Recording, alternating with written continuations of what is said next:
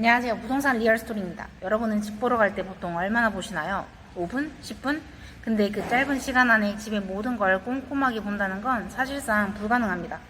그래서 오늘은 짧은 시간 안에 꼭 체크해야 할 핵심 포인트, 집 구조만 봐서는 절대 알 수 없는 위험신호, 그리고 부동산과 집 보러 다닐 때 반드시 알아야 할 꿀팁까지 제가 수십 채의 집을 보러 다니면서 배운 노하우를 지금 바로 정리해드리겠습니다.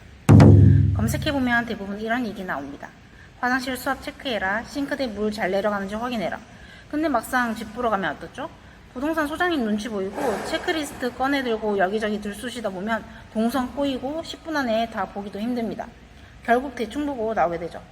집 볼 때 제일 쉬운 공식이 있어요. 바로 크게 작게 말 그대로예요.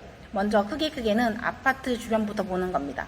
단지 주변에 학교가 있는지, 애 키우기 좋은지, 엄마들이 좋아할 만한 상권이 있는지, 그리고 지하철역까지 얼마나 걸리는지 꼭 체크해야 합니다.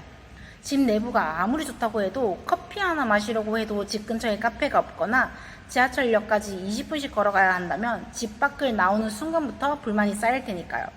그리고 단지 안으로 들어가면 향, 층, 조망을 꼭 체크해야 하는데 남향, 남동향 이런 건 사람들이 많이 선호하니 로얄층이나 로얄동 같은 것도 꼭 물어보셔야 돼요.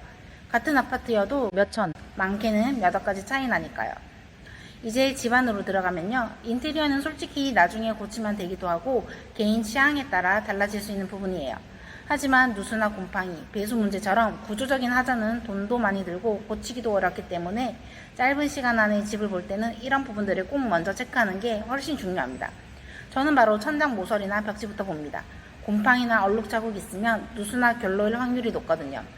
이거 생기면 돈 많이 들어가고 위아래층이랑 분쟁도 생길 수 있어서 진짜 골치 아파요.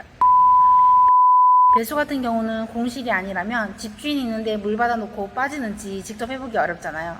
그럴 땐 집주인이나 세입자분에게 꼭 물어보세요.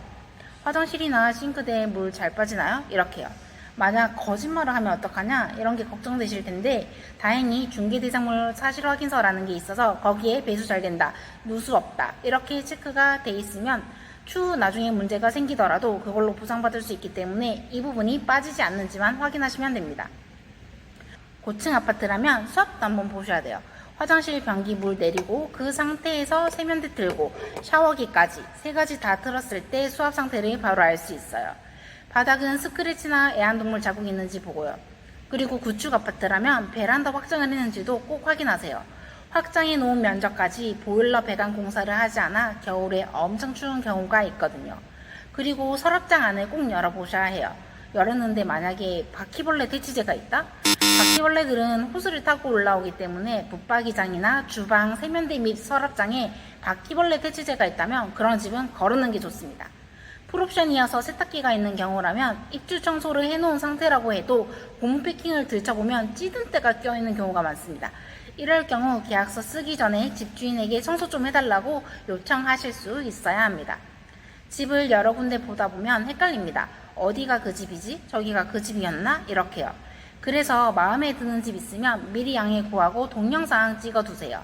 혹시 괜찮으시면 영상으로 남겨두고 싶다 하고 부동산사 사장님께 말씀드리면 대부분 괜찮다고 하십니다. 아니면 말한 내용을 문자로 인식해주는 클로바라는 앱을 쓰는 것도 방법입니다. 그리고 아파트를 매수할 때 내 집 마련으로 고민하는 분들도 있겠지만 투자로 아파트를 매수하시는 투자자분들도 있을 텐데요. 투자자분들이라면 이거 하나 꼭 더 보시고 오셔야 합니다. 바로 사람입니다. 부동산 사장님과 집을 보러 가기 전에 거주하고 있는 사람이 주인인지 세입자인지를 꼭 물어보셔야 해요. 세입자 거주인이 아직 계약 기간이 많이 남아있는 경우라면 이분은 미래의 파트너가 되기 때문에 어떠한 상의 분인지 사람도 보고 오셔야 해요. 근데 왠지 사람이 좀 좋아 보이고 나랑 잘 맞을 것 같으면 계약하고 반대로 좀 마음에 안 들면 안 하고 그래야 할까요? 그렇지 않습니다. 주변보다 좋은 조건에 싸면 해야 하는데요. 거기에 사람이 좋으면 더 좋고 좋은 관계를 잘 이어나갈 수 있는 분이라면 더 좋겠죠. 그리고 집을 보여주는 분이 세입자가 아닌 소유주라면 왜 어떠한 이유로 집을 팔려고 하는지 알면 가격 협상할 때 이점이 많습니다. 돈이 급해서 빠른 시간 내에 급전이 필요한 경우거나 세금 때문에 어느 시점까지 무조건 팔아야 하는 경우 등 사연이 있는 경우가 있는데요.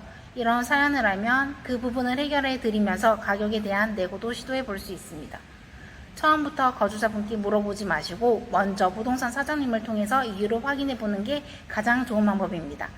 집을 구한다는 건 짧게는 2년, 길게는 몇 년을 살아갈 터전을 정하는 거잖아요. 내 전 재산이 들어가는 일이기도 하고요. 그래서 당연히 신중해야 하고 돌다리도 두드려보는 마음으로 집을 보셔야 합니다. 아마 그래서 이렇게 유튜브까지 찾아보신 거겠죠? 오늘 영상에서 말씀드린 체크 포인트만 기억하셔도 큰 실패 없이 만족스러운 집을 찾으실 수 있을 거예요. 저도 집 보러 다니면서 뼈저리게 느꼈던 부분들이니까요. 오늘 준비한 이야기는 여기까지고요. 혹시 도움이 되셨다면 좋아요와 구독 눌러주시면 제가 더 힘내서 유용한 영상 많이 준비해 오겠습니다. 댓글로 궁금한 점도 남겨주세요. 영상 시청해주셔서 감사합니다. 오늘도 행복한 하루 되세요.